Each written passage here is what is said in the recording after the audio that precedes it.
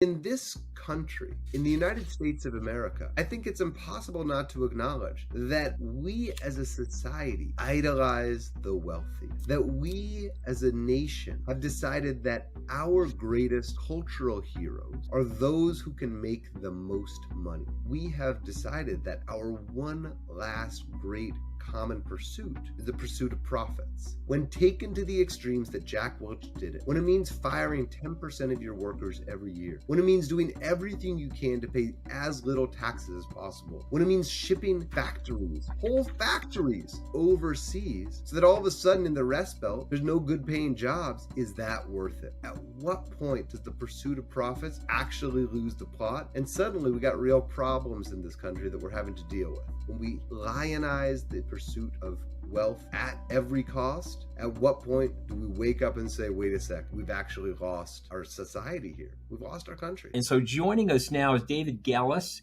He is the author of The Man Who Broke Capitalism, How Jack Welch Gutted the Heartland and Crushed the Soul. Man, that is a brutal statement, crushing the soul of corporate America and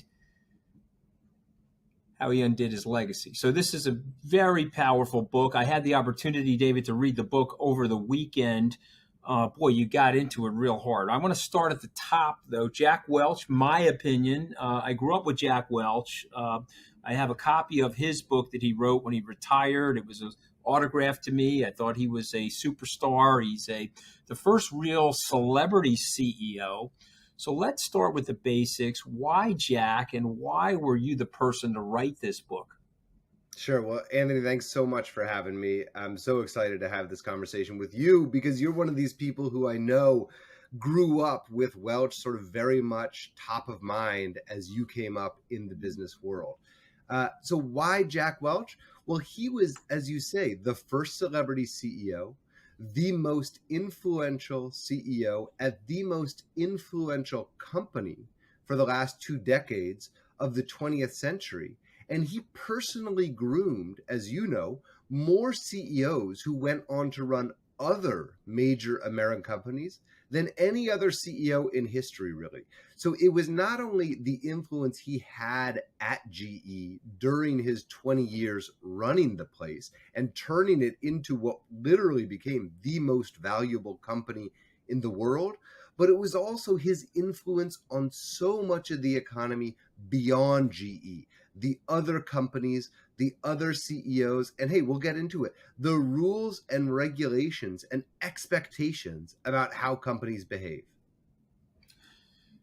You know, I read The GE Way. I read Larry Bossidy's book. These are all the, acolytes, people that were around Jack. Obviously, Bob Nardelli wrote a book. You write about all of these colorful figures, but I want you to set the scene for our younger viewers and listeners. Describe the real magnitude and influence of General Electric. What it was like in the global situation. Like you said, I grew up with him, so anytime I saw him in Fortune magazine, I had to read about him. If he was in Business Week, I had to read about him. They called him Neutron Jack when he first got started, so you talk about that as well. Set the scene for what this was at its time, General Electric. Yeah, well, I'll start even before Jack takes over the company in 1981. It's hard to overstate how influential General Electric was to really the American industrial economic story of the 20th century. This is the company that made or introduced or popularized everything from the toaster to the television to the refrigerator to the radio to the nuclear power plant to the jet engine. This was the company that single-handedly pulled America into the 20th century and essentially provided the framework, the foundation for the middle class. And so against that backdrop, this already supremely influential company that also had a history of essentially creating management structures, organizational structures, redefining how it is that large corporations organize their people and promoted talent. In walks this man, Jack Welch, in 1981 into the C-suite with an absolutely different vision of how he's going to run this company from the way it had been run for the decades before. Out was this vision that was defined by the golden age of capitalism and men like his successor, Red Jones, the people who ran companies like IBM and Xerox, these benevolent sort of post-war employers. And out goes that vision of really taking care of their employees, of striking a balance with all stakeholders and taking care of communities and supply chains. And Jack Welch arrives on the job with a single-minded mission of making GE the most valuable company in the world, of putting shareholders first, and doing whatever he needs to do to make as much money as possible. And now you can argue that's the right thing to do, but the consequences of how he ran the company with that single-minded vision in mind are still with us today. Very well said. In the 1970s, a critical time for the U.S., we had, we may be going back to the 70s. We'll talk about that in a second. We've had some stagflation. We had high inflation, but high unemployment. Literally a catastrophe going on for the U.S. in the 70s as it related to the economy. We had this emergence of conservative economists like Milton Friedman.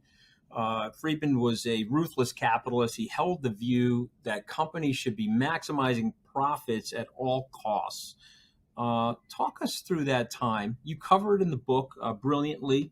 How did the Friedman doctrine emerge as an intellectual force in the West, and how did it affect Jack Welch and General Electric? Yeah, well, I love it when my interviewers are so well versed in their history.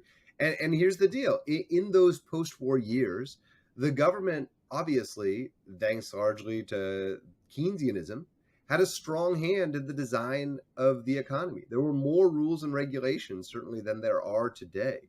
They were taking regulators were taking a stronger hand in sort of shaping and setting guardrails around how companies could operate. There was an intellectual backlash to that situation that began in the 1970s. You mentioned Friedman. Men like Friedrich Hayek at the Mont Pelerin School on the other side of the pond were a part of this too. And they began to question the degree to which governments ought to be meddling in the free market and the degree to which large corporations should stop thinking about all these other things like suppliers and taxes and supply chains and instead focus exclusively on making money. But that was an intellectual exercise for a decade. You know, Milton Friedman wrote those famous words: the social responsibility of a business is to maximize its profits, in the New York Times Magazine in 1971, a full decade before Welch came over. But it was only when Jack Welch took over in 1981 that someone came to a corner office with a company that had the power, the clout, and the scale to make good on those ambitions, that we actually saw what it looked like in practice. And that begins the real revolution that Welch unleashes over the next 20 years. I was struck by the balance between the shareholder and the stakeholder. And we seem to go back and forth culturally between the shareholder and the stakeholder. Was Welch's focus on the shareholder the main transformation at that time? I think a lot of it certainly boils down to it. We can talk about the tactics he used, but yeah, I do believe that this era of shareholder primacy, he was really the first mainstream CEO of a big multinational corporation to put that ethos at the absolute center of so many of his decision-making processes. Now, how did that play out? That played out in things like his relentless campaign of downsizing. You mentioned that he was called Neutron Jack. He earned that moniker within the first couple of years of taking over the company. And he did it because he fired something like 125,000 people within months of taking over. No CEO. Yeah, you write about it, Neutron Jack. Right, of No one course, had ever that's done that kind of thing before. yeah. So the again for younger viewers, the neutron bomb we used to talk about in the 70s and 80s. It was a bomb that would blow up. None of the buildings would go down, but all the people would die from radiation. Of course, Jack let go 125,000 people, so they called that Neutron Jack. But he he earned a halo. He earned this incredible reputation. Okay, and but there's a debate. It's still prevalent in today's society. What is the true purpose of the corporation? And the pendulum has really swung, David. Am I wrong? I mean, it swung from the Jack Welch era to a totally different spot today. There we disagree.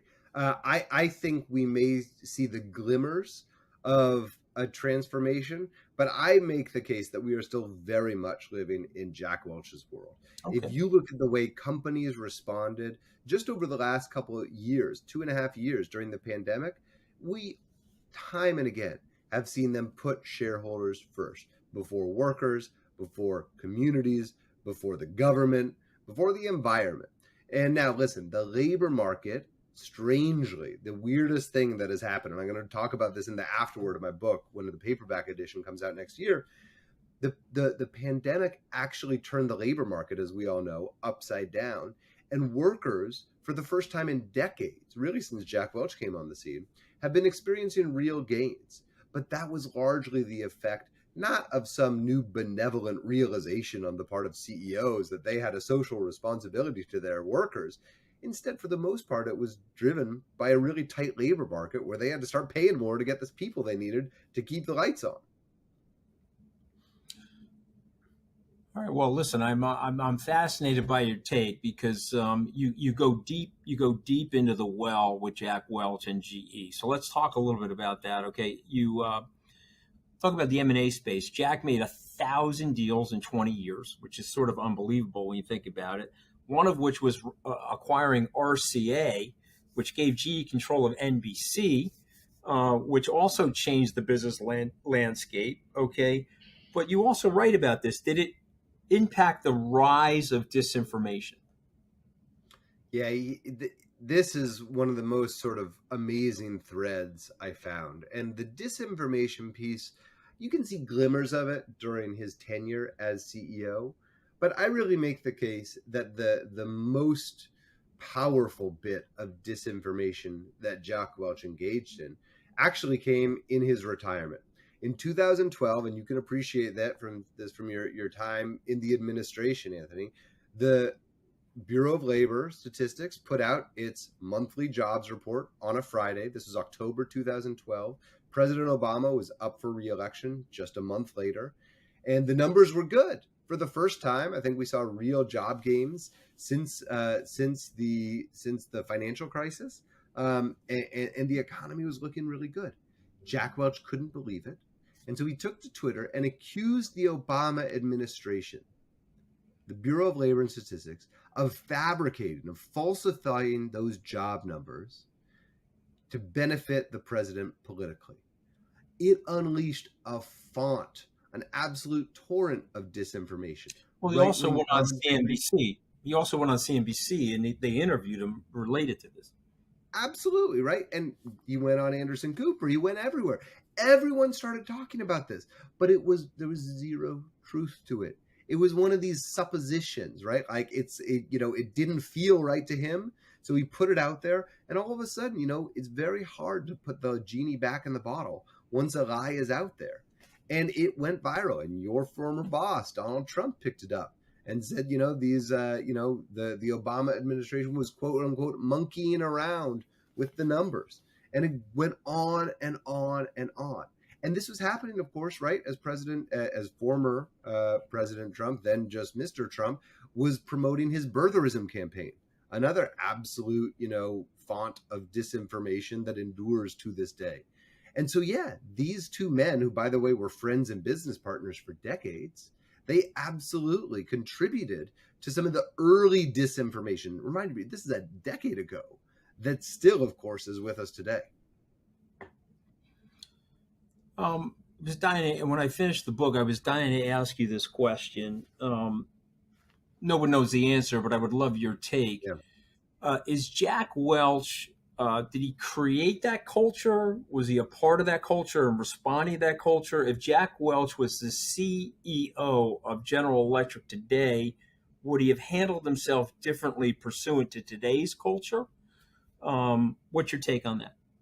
Yeah, this is one of the most fun thought experiments, and I wish I had had the chance to interview Jack. I only literally came up with the idea for the book right after he died, and actually there was a moment where an event around his death sort of crystallized the degree to which he was actually the story, the narrative that explains so much of the world we're in today. Now, to the question of how he would be running GE today, or what he would be like as a CEO today, I'm of two minds about it. On the one hand, this was the master of meeting the moment. And you can make the case that, yes, Jack Welch came to the job with this singular vision and executed on his ambition more ferociously and more ruthlessly and relentlessly and efficiently than really anyone ever did as a CEO. And so you can imagine that he would have brought to today's much more complex era of what it means to be a CEO and the various parties you have to appease as a leader today. Some of that same intuition, some of that same shrewdness. On the other hand, it's hard to see how his embrace of things like outsourcing, offshoring, financialization, rampant deal making would really square and fit in today's much more complex, nuanced economy. And of course, it was that combination of tactics that allowed him to have all the success. So I really question whether he would have been able to succeed as well as he had, even if he could have used some of that, raw intuition and intelligence, which he had in spades, to navigate the very turbulent waters of what it means to be a CEO today.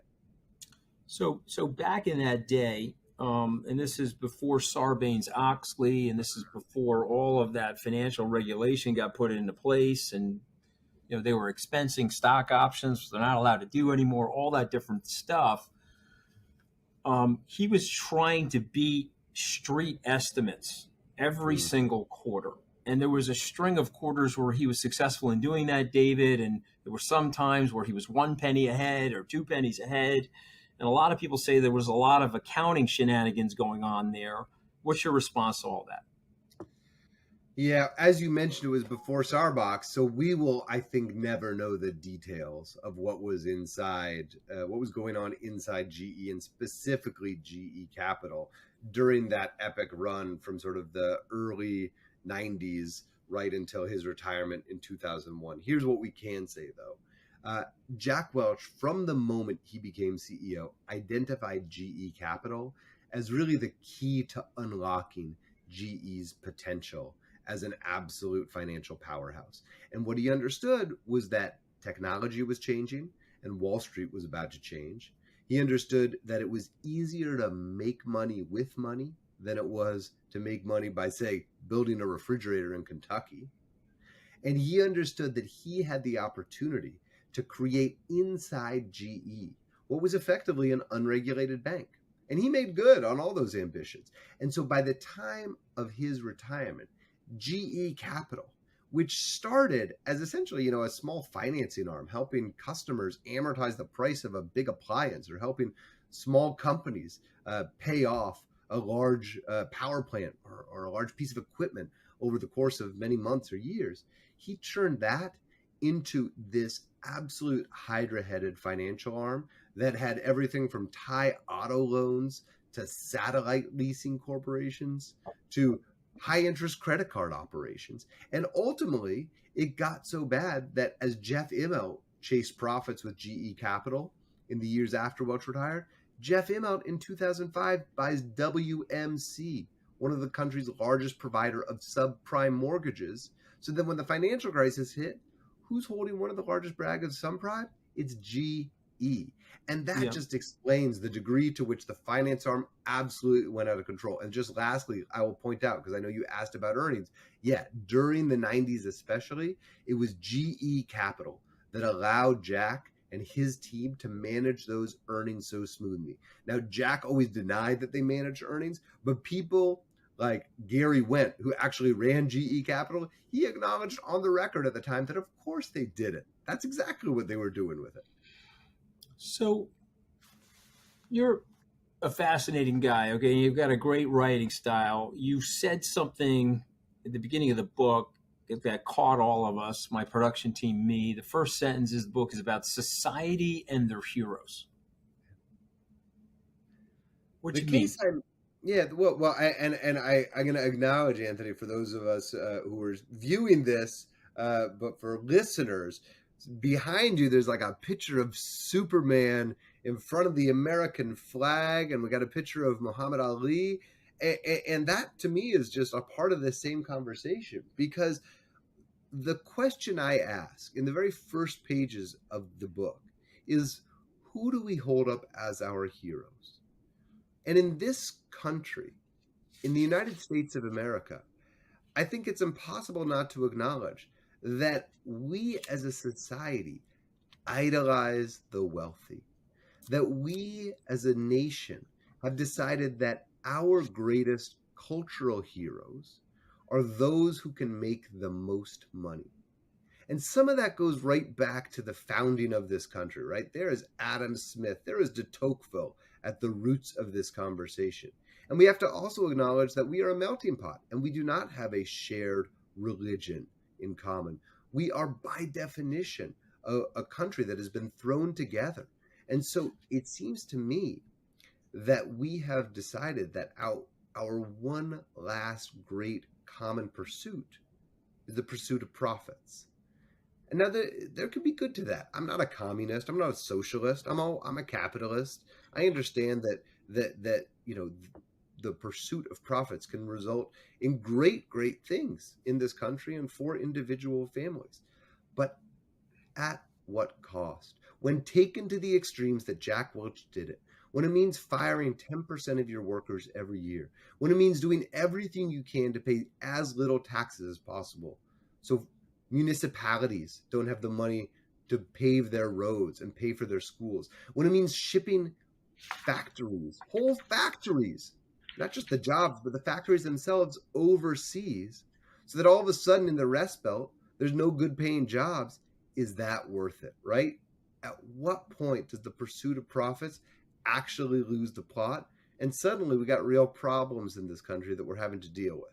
That's sort of the deeper question I'm trying to ask here. When we lionize the pursuit of wealth at every cost, at what point do we wake up and say, wait a sec, we've actually lost our society here? We've lost our country.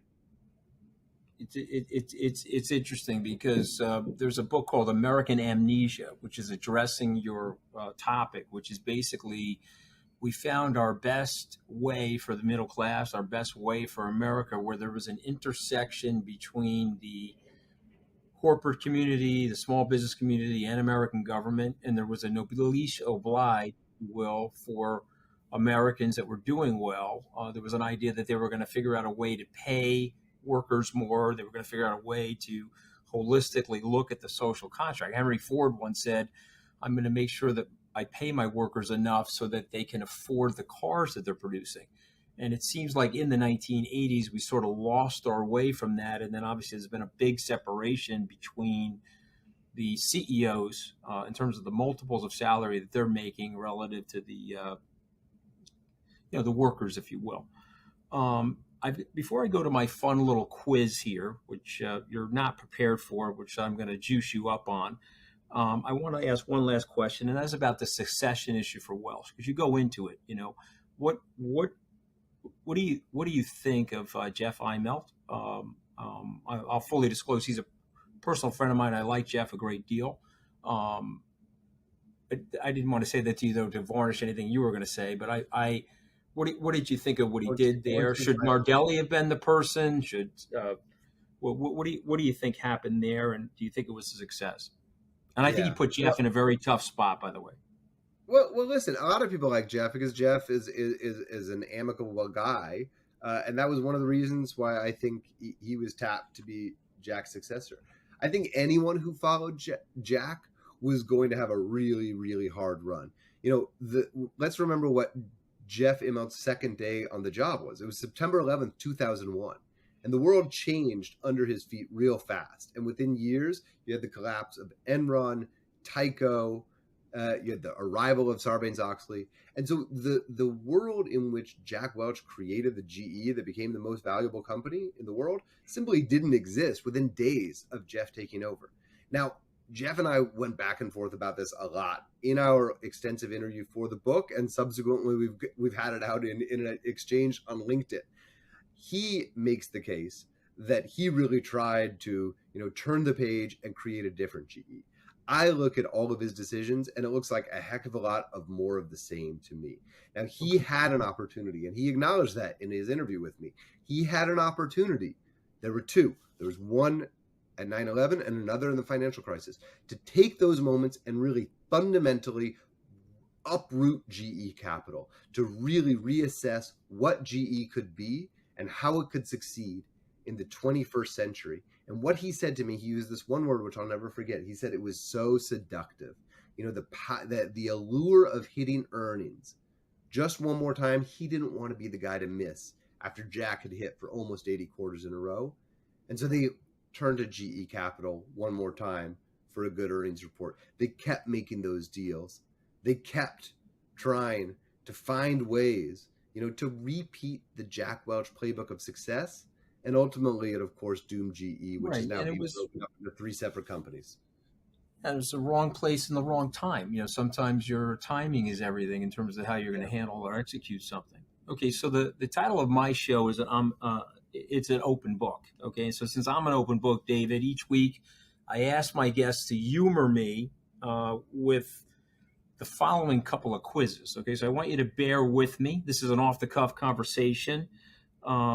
You said something that got my production team all in a tiz. That's the understand a civilization, consider its heroes. So we put together a short quiz of prominent historical heroes. It's simple true or false questions. You probably don't know the answers, or maybe you do.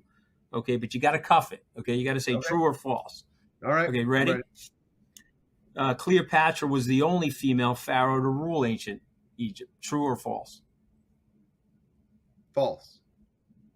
All right, very good. Female pharaohs were rare, but she wasn't the only one. 14 centuries before, Hatshepsut declared herself ruler after her husband's death. Okay, pretty good. Okay, President Harry S. Truman's middle initial S didn't stand for anything. True or false? True. All right, so you are rocking and rolling here. Both his grandfathers had names beginning with an S, so his mother didn't want to disappoint either of them. So he was Harry S.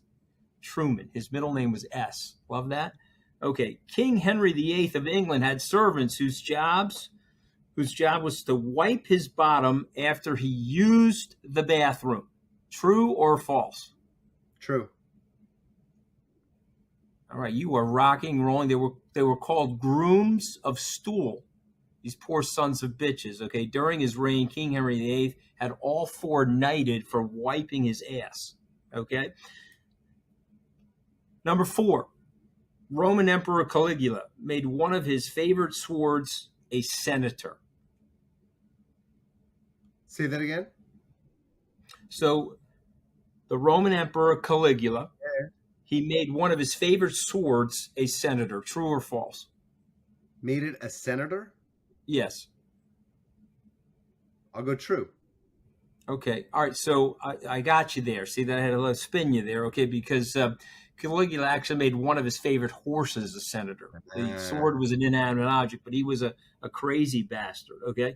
Number 5, Queen Elizabeth II was a professional dressage writer before becoming the Queen of the United Kingdom. False. Okay, you are right. But let me tell you something interesting about her. When she turned 18, she insisted on joining the army and trained as a truck driver and a mechanic. And if you remember, her uncle was the King of England, or was going to be the King of England. Her father got the job after he abdicated. So she was not expecting to be queen, yet she's had this amazing 70-year run. Number 6, Ben Franklin loved farting so much that he wrote an essay about it. Absolutely true. I know this for a fact. Okay, yeah. And so and actually became a pamphlet. It was a best-selling book. It was one of his best writings. I love the book. I actually have a coffee mug inspired by it. Ben Franklin once sent a letter, now entitled Fart Proudly, Yes. to the Royal Academy of Brussels. They were horrified, but he enjoyed farting. And you may remember this from Walter Isaacson's book. We had no money, the Continental Congress, and so they were over there trying to get support from the French, and John Adams and him were sleeping in the same bed, and Franklin farted so much that Adams had to open the window and caught cold, almost pneumonia, and died as a result of Franklin's farting. Okay, number Apocryphal, 7. apocryphal, Anthony. Excuse me. My Yeah. very first job was turning Walter Isaacson's book into a museum exhibition. So I know my Benjamin Franklin. Okay, The so there you go. Adams and Franklin exchange, unfortunately, was a little transposed. Adam insisted that the windows be closed because he didn't want it to be so cold, and Franklin is the one who Oh, insisted okay. that they Okay, sleep there with you the go. windows open because it was Okay, so better for respiratory health. you got it better than me, but I read the book, but I've obviously misremembered it. But I will tell you this: it was a fun book. Number 7. After Van Gogh died, the innkeeper where he was staying sold one of his paintings for $1,500. False. Okay, you were right again. Van Gogh died. The innkeeper sold both paintings for $10 because they thought they were useless due to quote unquote deterioration. All right, ready? Quiz number 1 is about to end. Okay, Franklin D. Roosevelt once accidentally ran into a naked Winston Churchill in the White House. True. That is totally true. When Roosevelt apologized, Churchill said the Prime Minister of Great Britain has nothing to hide from the President of the United States. Churchill later recalled the incident for King George VI, of course, Queen Elizabeth's dad, saying, "Sir, I believe I'm the only man in the world to have received the head of a nation naked." Okay, we got one last quiz for you, and I'm going to let you go. Okay, you've got past slogans of General Electric in the book, including "Progress is our most important product," "Accent on value," "We bring good things to life." Of course, all of us know that one. So how well do you know some of these other famous slogans and taglines, David? I'm going to read them out. Give me your best guess where they might be from. Okay, Mm-hmm. you ready? Yep. The original, if your grandfather hadn't worn it, you wouldn't exist. The original. If your grandfather hadn't worn it, you wouldn't exist. All right, I'm going to give you that one. It's Old Spice. Old Oh, Spice. good. You see that? It was attracting your grandmother. Look I was at thinking that, about, okay? I was thinking condoms, but then the condoms wouldn't have worked. Yeah, no, that wouldn't be the right one, but that's a good thought by you, you dirty-minded individual. Very good thought. Okay, number 2, the juice is loose. The juice Uh, is loose. Juicy fruit.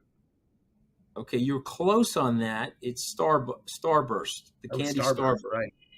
Okay, all right. This is one that I would remember because of my age, but perhaps you would not. Quality never goes out of style. God, I don't know, like Oh, that's Marshall. Levi's jeans. That's Levi's jeans. Okay, this is a political one. Feel the burn. Feel the burn. Oh God, was that like All Howard right, so Dean? that's from Bernie Sanders. Bernie's. Oh, All right, burn. this Right. one you should be able to get. This is related to junk food. Bet you can't just eat one. The Pringles. Yeah, close. Lay's potato chips. Very Lay's. good. Okay. The bane of your foot's existence. The bane of your foot's existence. It's a weird one. The bane of your foot's existence. Yeah. Like That's actually from Lego. That was actually from Lego. So that's Lego. a Oh. throw off there. All right. Okay. So this one, I should know this one. So natural, no one can tell. Like hair stuff. Just for men. Just for men. Of course, I'm not Rudy Giuliani. I actually pay a union colorist to do my hair. Okay, I'm not going to let it drip down the side of my face. David, thank you for being a good sport. One more time, the book is The The Man Who Broke Capitalism, How Jack Welch Gutted the Heartland and Crushed the Soul of Corporate America, and How to Undo His Legacy. It is a phenomenal book. It's a brilliant read. I want everybody to go out and buy it, and I'm looking forward to the afterword in your paperback as well. But you wrote one hell of a book, and kudos to you, sir. Thanks so much, Anthony. Great to hear you.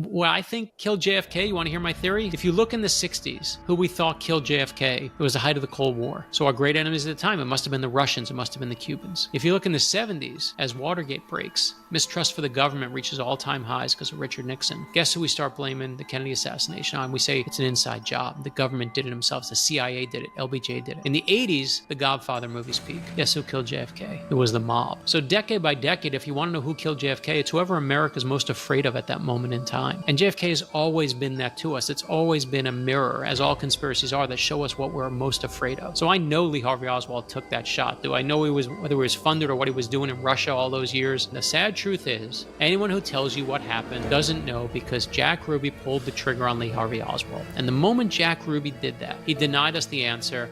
Joining us now on Open Book is Brad Meltzer. He's a #1 New York Times best-selling author, so many different great books, but the latest book, The JFK Conspiracy, The Secret Plot to Kill Kennedy, and the greatest tagline ever, and why it failed. Of course, we know Kennedy is killed by an assassin's bullet, but this is a totally different plot. And first of all, it's an honor to have you on, so thank you for joining us. But before we get into it, tell us about Brad Meltzer. How did you become a writer? Why did you become a writer? And First of all, and thank you for having me. I appreciate it. And we were talking off air how much I appreciate, from Muhammad Ali to Superman, all our same heroes. But I started, I was the first in my immediate family to go to a 4-year college. I never thought I'd be a writer.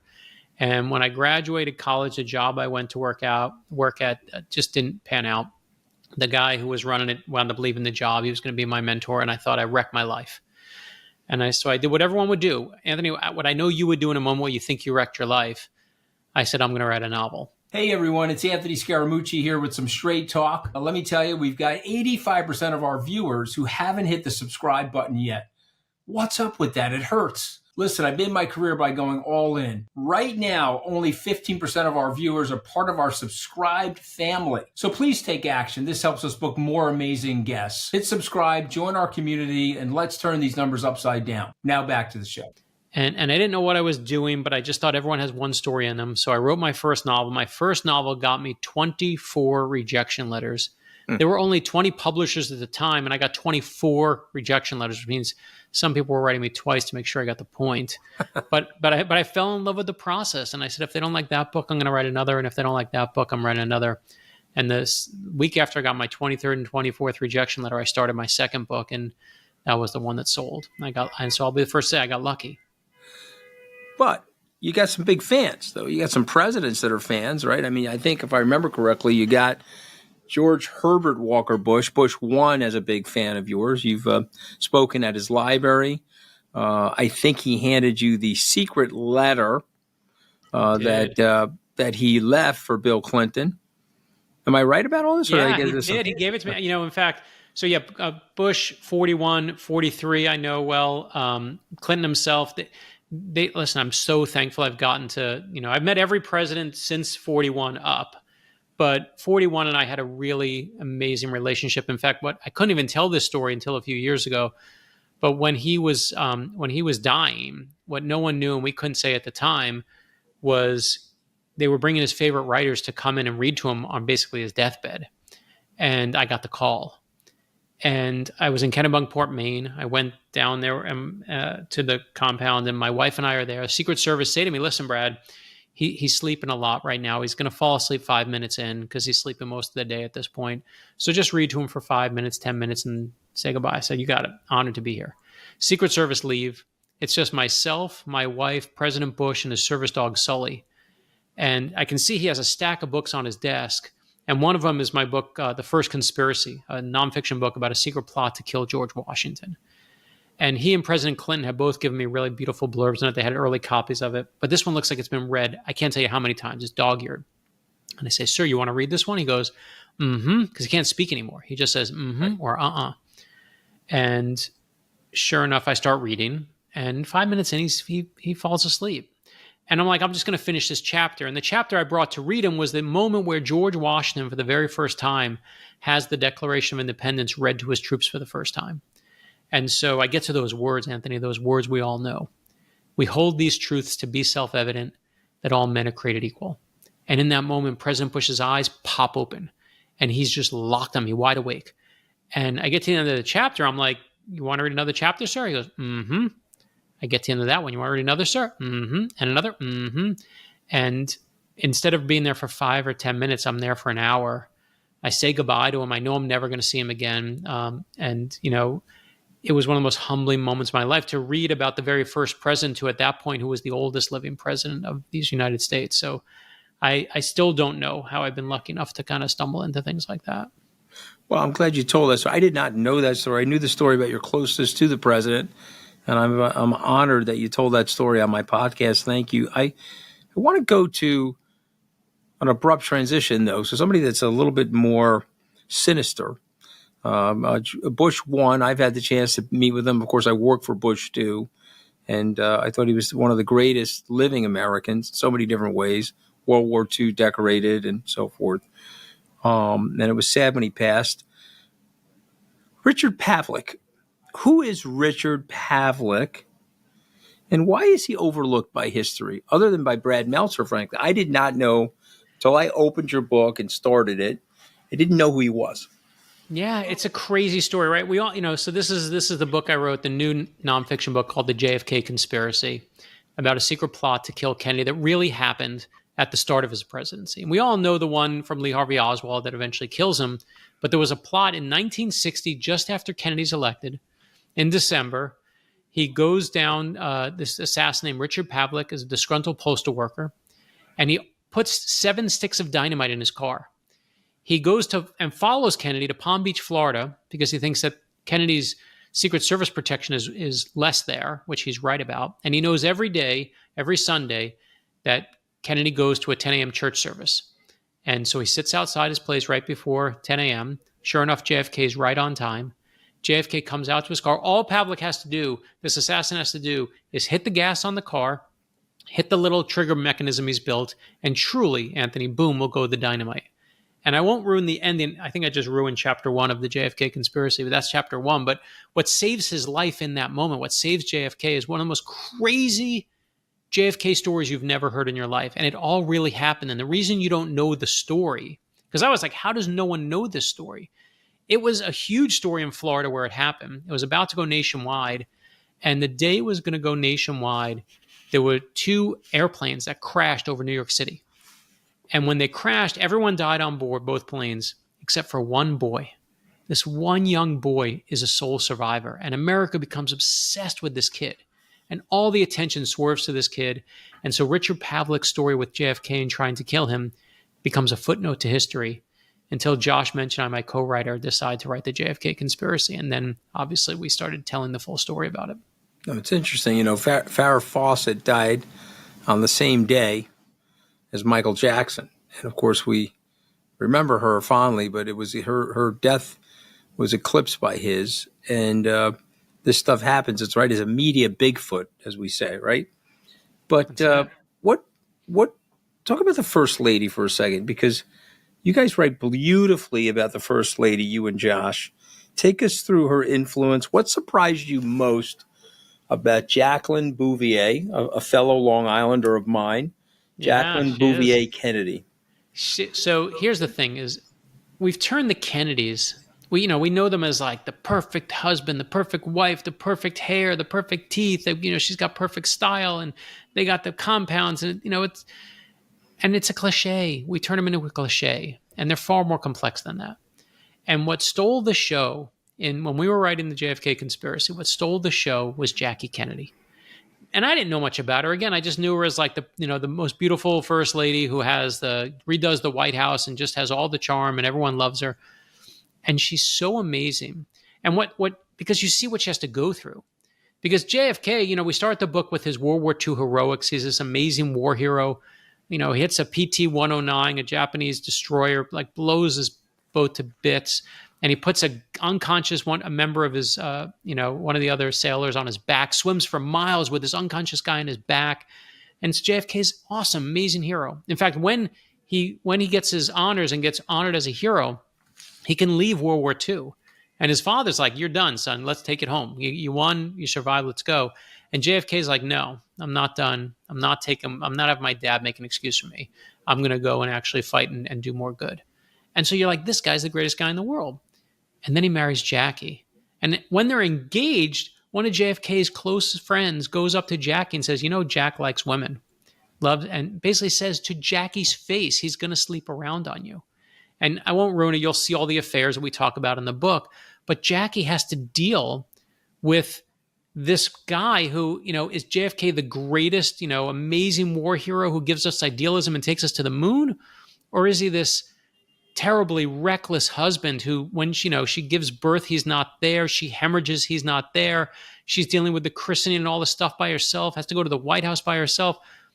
Is he good? Is he bad? Is he a little bit like all of us, a little bit of both? And Jackie is the one who just struck me as she's the one holding the ship together. I mean, it's beautifully written, and also she also protects him. Honestly, she protects some of the philandry by presenting herself and her family as something that they're not, which is not only that. No, you're exactly right. In fact, the greatest thing she does to protect him is, we start the book, obviously, and the whole book is about the secret plot to kill JFK that you've never heard of, but we end the book with the real actual assassination of JFK. You get to see it, but you see it from Jackie's perspective. Was that a lone gunman that killed JFK?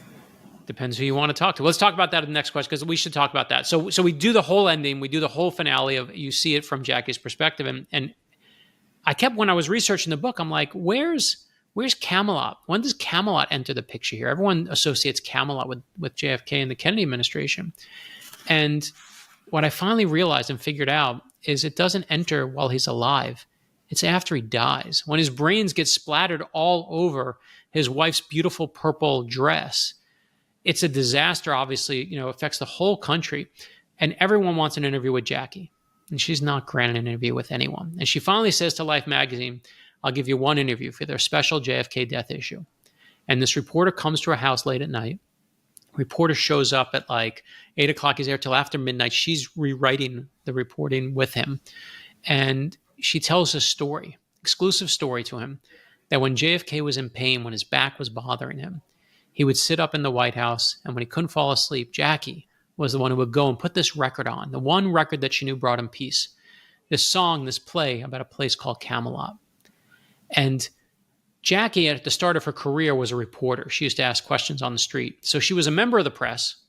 She was hounded by the press. She was mortified by the press. She was, chased by the press. But make no mistake, Anthony, she was a master of the press. And she's the one who inserts the word Camelot into the lexicon. And that's why we think about it today. It is a conscious choice by her to rewrite immediately the legacy and make sure that legacy is the way she wants it, rather than anyone else having a say in it. And so, it's incredible what she does. This is the very famous writer, Theodore White, who wrote the book The Making of the President in 1960. He interviews Mrs. Kennedy after the assassination. She falls into the arms of Aristotle Onassis a couple of years later because she's looking for protection. She's looking for help because of the limelight that she's in and the threats to her family.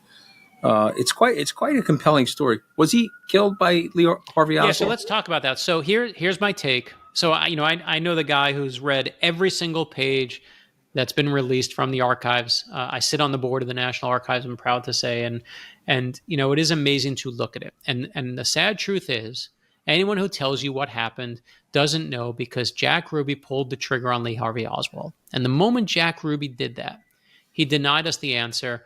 And there's a lot of misinformation out there. I remember I was obsessed with the case because people would tell me, I saw in the JFK movie, Oliver Stone's movie, it'd say, no one since that day, they've tried to recreate Lee Harvey Oswald's shot from the book Depository. No one has been able to recreate it. And I was like, oh my gosh, no one can create that shot. It must have been someone else. It's a 1 in a million shot. Except that's not true.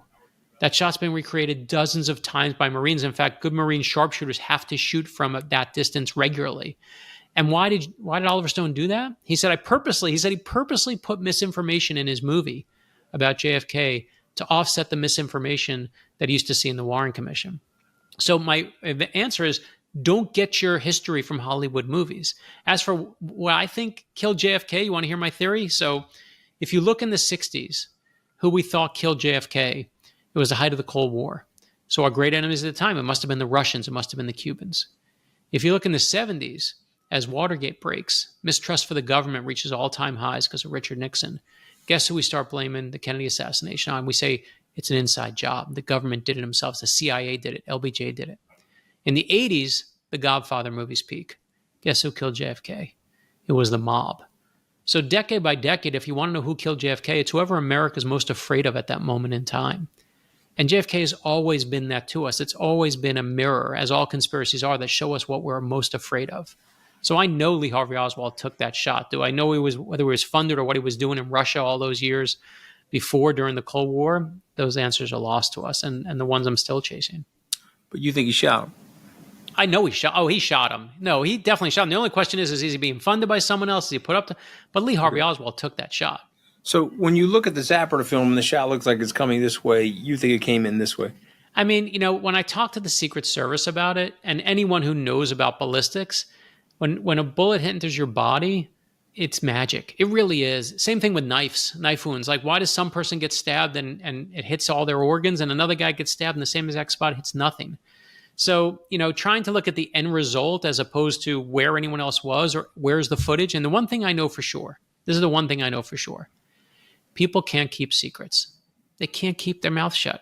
Deep Throat, the greatest secret, living, walking around, right? The guy who ratted out Richard Nixon, who spoke to Woodward and Bernstein. They were going to take that secret to their grave, and no one can tell them until Deep Throat is dead. You can't say a word to anyone. Ben Bradley at the Washington Post, no one will say anything. And guess who let it out? Deep Throat himself, Mark Felt, because he was like, I'm going to die, and I'm about to die, and I don't want to go to bed. I don't want to go to my deathbed with this secret. And all these years, all this time, you're telling me everyone kept this secret? That's the thing. That's the hardest part about it. So are we going to get the answer? Not from files, not from anything else. And sadly, when Lee Harvey Oswald went down, so many answers went with him. But I will tell you this. Here's the one thing that is important, and we should discuss this. When I was researching the JFK conspiracy, I spoke to, and even before that, I spoke to the Secret Service about people who kill the president. And they're actually divided into two groups. And I looked at them. They study them. They don't just take it one by one. They've studied what this kind of person is. You're a mind reader, because I was getting to howlers. Yeah, let's talk about it. Yeah, let's talk about howlers and hunters. You're a mind reader. And that's what they divide them into. The Secret Service says there are two types of people who try to kill the president. There's howlers and there's hunters. And a howler makes a lot of noise. Says, I'm going to kill that guy. I hate that guy. I'm going after him. They're big mouths. But they rarely are the ones who take action. But a hunter is very different. And a hunter is someone who doesn't say a single word. The hunter doesn't say a word to anybody. They're the ones who tend to pull the trigger. And if you look through history, if you look from Abraham Lincoln to the four men who have successfully killed a president, from Abraham Lincoln to JFK, all four of them are hunters. And, when you see, one of the things we talk about in the book is just how much venom. And I know it's titillating for me to come on here and say, hey, let's talk about a secret plot we found to kill JFK no one knows about. But the reason we write this book is not just to tell you the old story, but why does it matter today? And when you look at the 1960 election, it's a time when America, we're bitterly divided between, if you're a Kennedy person or you're a Nixon person. It's the closest election in modern history at the time. Whatever side you're on, you think the other side are horrible, awful people. Does that sound familiar to you, Anthony, right? I mean, it's just exactly where we are now. And when you drudge up that much venom, when you drudge up that much hatred, you can't be surprised when someone gets activated. And in JFK's case, it's this guy, Richard Pavlik, who gets activated and says, you know what, I got to go after this guy. He's a threat to our country. He's a threat, and we got to take him out. And it's no surprise to me what you're seeing with President Trump, the fact that we've seen these two attempts. It's the same thing. It's that same person who thinks that they have to, quote unquote, save the country. And I sadly, whoever was elected, I sadly think you are going to see even more of them. It's just where we are as a culture. It's a terrible part of our culture right now. So you met President Trump as well. Of course. Yeah. I know him. My wife worked for his sister. Okay. And there was an interesting dialogue today with President Trump and President Obama. I saw that. So it's interesting, right? These guys can go after each other politically, but at the end of the day, there's a common bond that they're all in a very exclusive club. React to that. Yeah. When I did a book years ago on what it's like to be an ex-president, I was obsessed with it because I got a letter one day from President Bush. I got another one from President Clinton telling me they liked my books. And I was like, are these, President Bush, who I respect so much, I'm like, is he so bored that he's just writing to me? What's he doing with this time? And I was thinking, like, you're the most strongest, powerful man on the entire planet one day, and the next day you got to stop at red lights like the rest of us. And that plays with your head. It gets in your head. And I said to President Bush, can I come see what your life is like? And I said the same thing to President Clinton when he left office. I said, can I see what your life is like? And when you go to President Clinton's office, every president has like their wall of things, right? We all have our walls behind us of the things that are meaningful to me, whether it's Muhammad Ali or Superman or lightsabers or comic books, whatever it is. And do you know the one picture that is in more of their offices than anything else? They'll have a picture of their kids and whatever, but they don't need to impress anybody anymore. All five of the presidents together. That's the only picture. That's the picture that's in Clinton's office, is the five of them when they were together. It's still the ultimate club. And so it doesn't surprise me today. We're talking, of course, right after Jimmy Carter's funeral, that you see there's only a couple people on this planet who understand what you went through. And I remember at the time, President Bush gave me the secret letter that he wrote for President Clinton. And he gave it to me. No one had ever seen it. He never even gave it to his biographer. His biographer was joking with me. He's like, why did he give it to you? Why didn't he give it to me? But whatever and he should have written, I hate you, Clinton. You beat me in my election. You turned me into this one-term president. You did all these things. And instead, he just wrote the most generous, kind, nice, amazing letter saying, our country, we're rooting for you. Barbara and I are rooting for you. And, we're all together now. And that's where, let's be honest, that's where we should be as a culture. We should not be politicizing everything. It does no good. And to me, great leaders are not the ones who pull us apart. They're the ones who pull us together. That's how it's always got to be. Yeah. So I hope that rubs off what happened today. Listen, he won the election. God bless him. I have my issues with him, which I have I do too, of course. I have well articulated. He won the election. I want him to do well. Sure. I know I only have a few precious moments with you. I've got 5 words that me and my team put together for these podcasts. We gleaned them from your books and your personality. You respond to the 5 words. I say the word conspiracy. You think what? Mirror of your fear. Okay. I say Abraham Lincoln. You think what? The best. Number 1. Because he's the only one. Washington is a great president who of course I think is one of the greatest, and there are others who step up. But I think what Lincoln does is he does something that is not in his interests. That's the hardest thing of all. When it's all go in the pot, and I've written many books about many presidents. Abraham Lincoln is the only one I've written, I think, 3 books about that I still have more information I can still write about, because not just in office, but in life, he's just a kind person. And that's why, I have my beef with presidents who are writing in all caps and triple exclamation points. Like, I'm tired of a culture that's writing in triple exclamation points. Remember when humility used to be a great American value? I lost that. I mean, we lost it. We lost it, but we need to get it back, right? We were talking about the war heroism of Bush and Kennedy. My uncle Anthony, who I'm named after, was on Normandy Beach.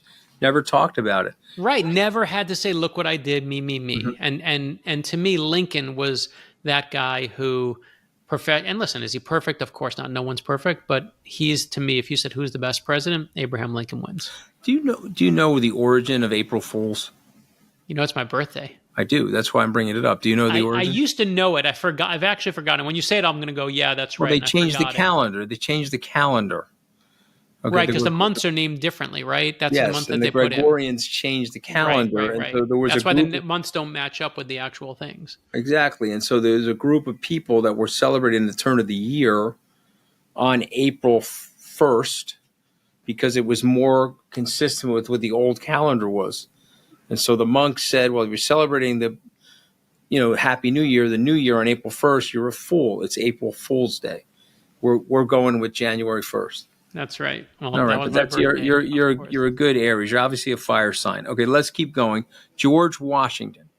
I mean, he's the president that is the most famous that we know the least about, and he's fascinating. I've written books about him too. He is savvy.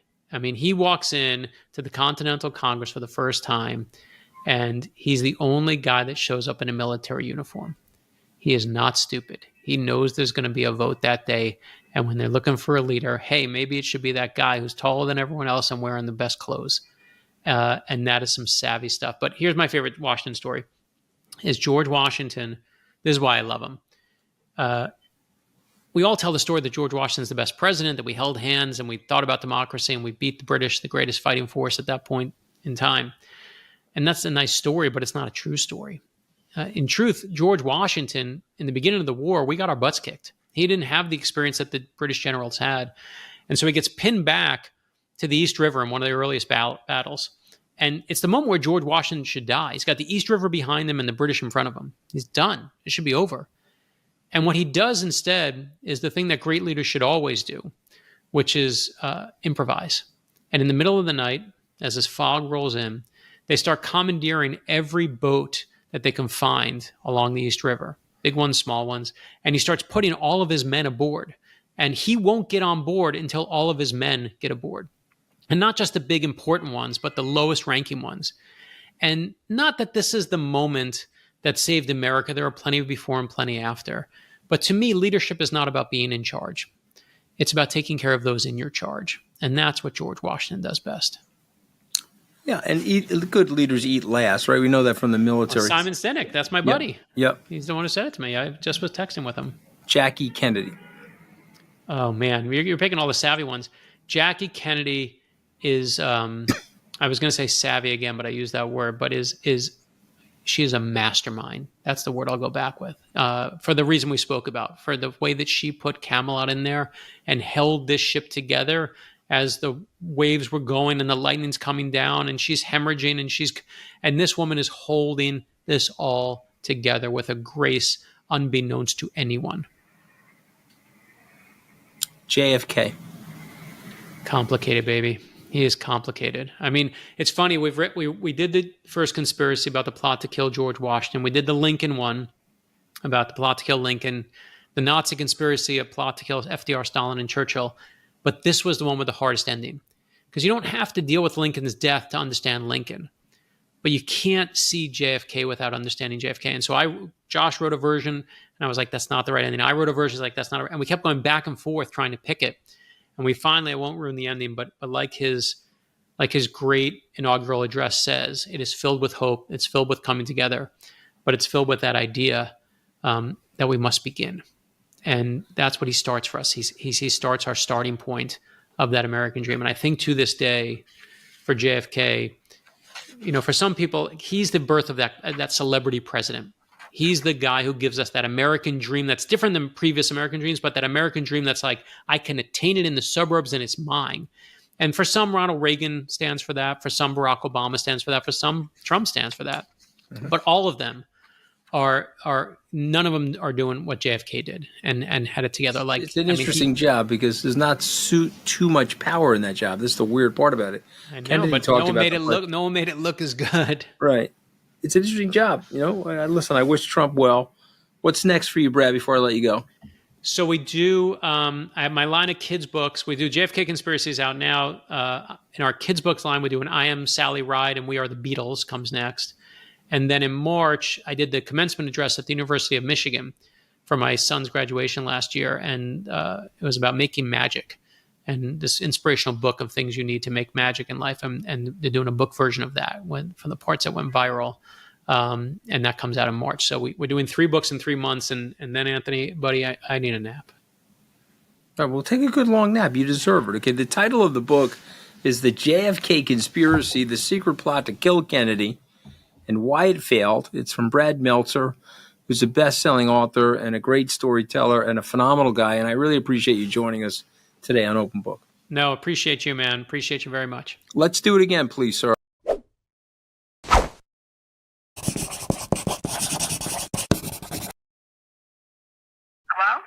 Hello?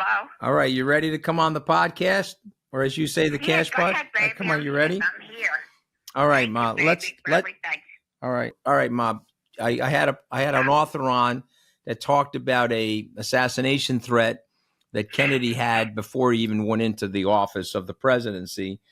I didn't know about it, and it was fun to read about it. But let me ask you this: where were you? Do you remember where you were when JFK was shot in November of 1963? Do you remember? Absolutely. I had two. I had one little kid, and I was home. I was home a lot when I was raising my kids. You were also I didn't pregnant. go You were out also much. pregnant with your favorite child. That would be me, of course. I was going to say that, but I didn't. I don't know if I should have said. Yes, I was pregnant. Well, You were born in the other two know that 1964. I'm the favorite, Ma. It's okay at this point. Stop it. You know, It's hurtful. I love everybody. 61 years of data. They know, Ma. They know the pecking order. Okay, all right, but go ahead. Go ahead. Where were you, Ma? I was in the house. I was pregnant. I had a little boy who was very cute and another one on its way. And I was very excited. And I stayed in a lot because I wanted everything to be perfect for my babies. Okay, and so you were watching the news, and then that's when you found out. You were home watching the news. Yeah. Okay. Watching the news. And yes, what was- and it was a terrible thing the way he did it, though. It was awful. What was the country like at that time? It was all in a disarray after he got shot because it was like overwhelming to deal with it. Mm-hmm. I actually don't think Trump is at a norm since he's been shot. He doesn't look the same. Okay, tell me why. His eye, I studied mental illness quite a bit and people that are in disarray, and his eyes are not himself. He used to have a very sure eye, and now his eye is a little bit fogged out. Okay. You have to really study eyes and stuff to really pick it up. Right. So, I mean, but that type of near-death experience could have had a big impact on his personality, right? Absolutely. I don't think he's. I think that he's aware that could happen, and it's a very frightening thing. I think it's a very frightening thing that you could have that happen to you. And when it happens, he was very fortunate. It didn't hit his brain. It just nicked his ear, and that's it. Okay. What did you think of Jackie Kennedy, Ma? Didn't you tell me once that you had the opportunity to meet her? I saw or her. I did. You ran I saw into her. her Yeah, in Gucci's store in New York, and on she Fifth was Avenue. stunning. Stunning. She had a beautiful gray cashmere pair of pants and sweater, and she was like very subtle and very, very sweet. I was looking at her because I knew it was her, and I didn't know how to approach her. I was on the young side then, and she approached me, and I thought she was a very nice person. Very, very nice. Yeah, so She had a regalness to her. She had was like a remarried at statue that time? She was a widow at that time, or remarried to? She was a widow. A widow. Okay, so that was before she got remarried to Aristotle Onassis. Yeah. Yes, Okay. definitely. Mm-hmm. But she had her hairstyle was her symbol, and she was dressed very elegant, and she was very nice. She really was. I was totally thrown that she was that sweet. She said, "Are you shopping today?" She says, "It looks like you are. What are you buying?" I said, "I'm not sure yet, but I'm definitely buying something because I was always crazy. I always wanted the best." I still do.